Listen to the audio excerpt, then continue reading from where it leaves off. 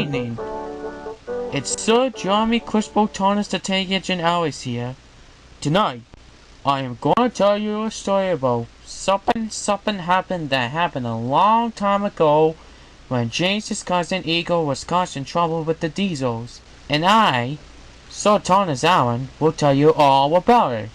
But first, let me show you the intro to the episode.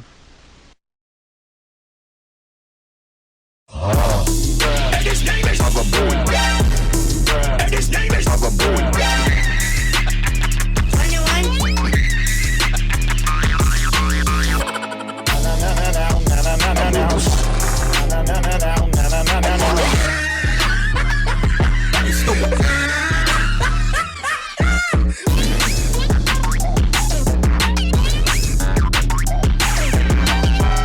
This is a certified hood classic.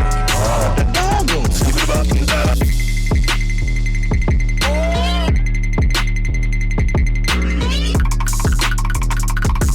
A few moments later.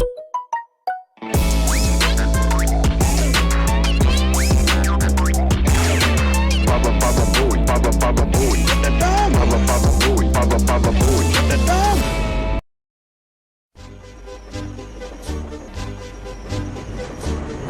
Summer was almost over on the island of Sodor. The angels are working very hard to prepare for the fall season. The leaves were changing on the trees. The fields were turning from yellow stubble to brown earth.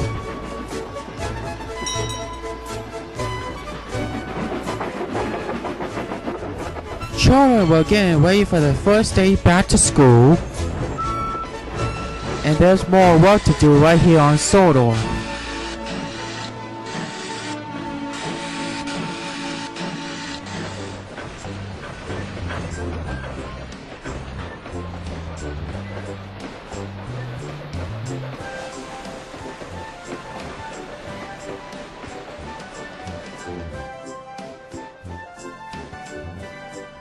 One autumn day, a strange red engine worked just exactly like James, but without a number, with 6 red drive wheels and 2 red small wheels, was pulling 3 coaches to the station where Thomas was waiting there.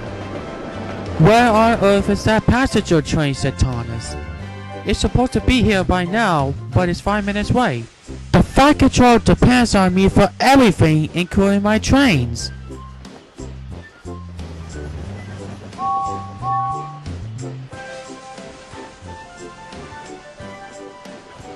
At last, the passenger train arrived, and to Thomas's surprise, the engine who was pulling the train worked exactly like James arrived to the station. Oh my word! That works exactly like James! His wheels are red, but not James's. Oh my word! Annie and Carlo were very surprised to see the engine as well. "Oh, look at that!" said the coaches. "The engine works exactly just like James, but without a number on his tender."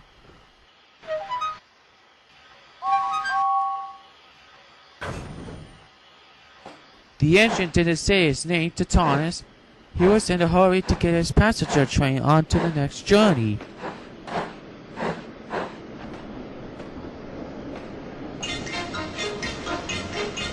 "Oh my word!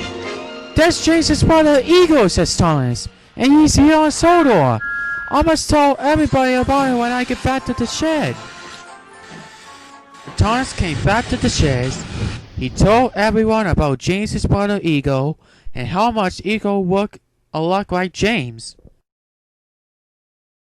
"Don't be so confused about that, little Thomas," said Toby. "He doesn't have a number like Bill or Ben has. Or a name on the sides, like Donald and Douglas."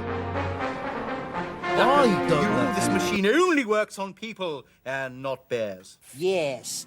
Unluckily for you, I'm an evil genius who will take over the world, starting with this flat.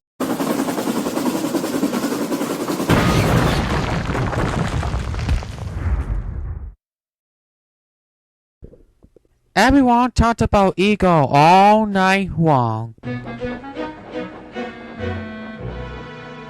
The next morning, when the sun was rising up, it was time for another day's of work. Thomas woke up feeling drowsy, but he knew it would be time for his first job of the day. Thomas's fireman put in extra coal and water to keep Thomas awake, and then Thomas started to get steam from his inside of his wool. At last, Thomas made it out from the sheds. Thomas went to the coal plant and got a big surprise. There was Eagle, the same engine he saw yesterday. Eagle was working very splendid indeed. Thomas got a close-up and personal. Hello, you must be Eagle. I'm Thomas, says Thomas. You're James's brother. I'm sure I am. Me and my brother used to work together until the Fat Controller sent my brother here to help you engines out. Where's my brother, by the way? He's taking the express today because we no longer have Gordon here on so I better be off with these trucks or else I will be late.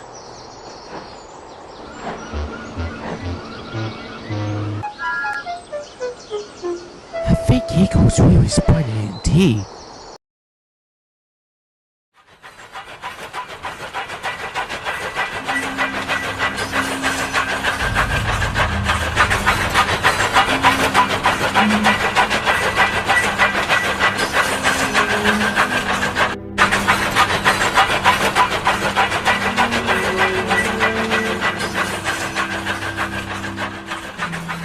Later on, Thomas saw Eagle again, but this time, Eagle was talking to the Diesels.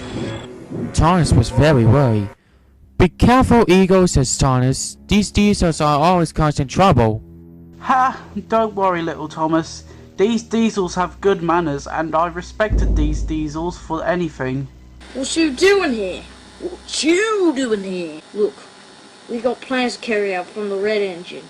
You know, don't say his name in front of everybody. If you say his name in front of everybody, then problems are gonna arise. Thomas steamed on as fast as he can, not knowing what the Diesels were going to do with Eagle. Now, how can we show that the little blue tank engine that the three of us are really good and evil?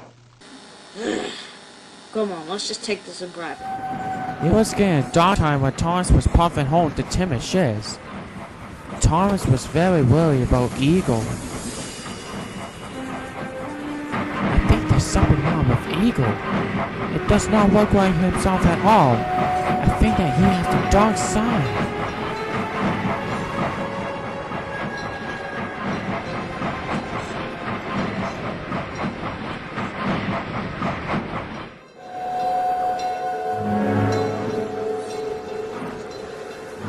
When Thomas's driver went to the bathroom, Thomas heard a strange sound coming towards behind him.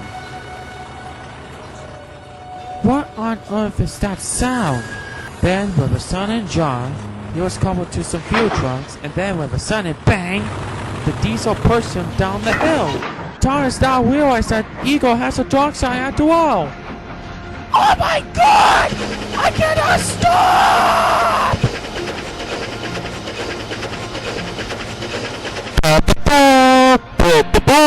Oh, look! It's a beautiful night out here tonight. The sun is setting, and I can see the moon coming up, and that— oh my God! Oh, bloody hell! I'm out of control!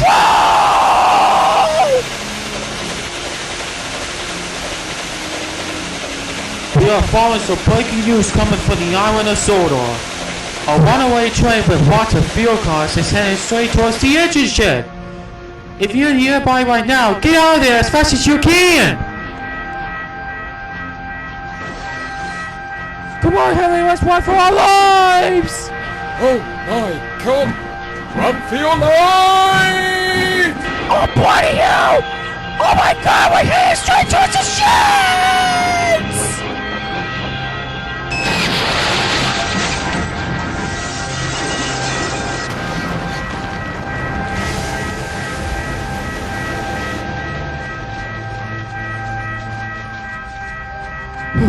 Is anybody okay in the accident? No. I think I'm really hurt, really bad. Driver and fireman, what on earth is that smell? Uh-oh. I think we have some fuel cars on fire. They're going to explode any time now. We better get out of here. The driver and firemen ran out as fast as they can for their lives. But Thomas, however, could not get out because he was damaged. Oh, bro! Smoke!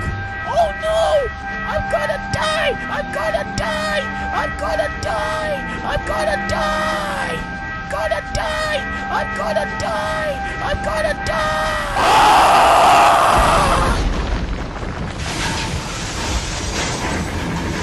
Oh, boy, hell no!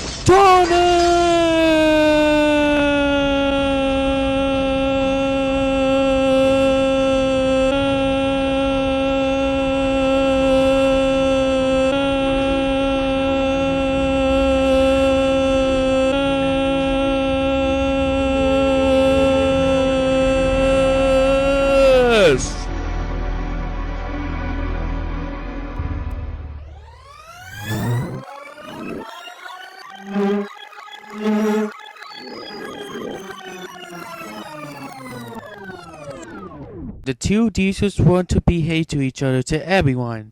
Oh, by the way, if you notice about the story, by the way, Eagle and the two diesels wouldn't notice that I'm telling the story because I'm the real Thomas. That Thomas was actually a stunt Thomas anyways. So I wouldn't die for good. Oh well, I shouldn't have said that in the first place. But anyways, good night to all of you and have a safe trip.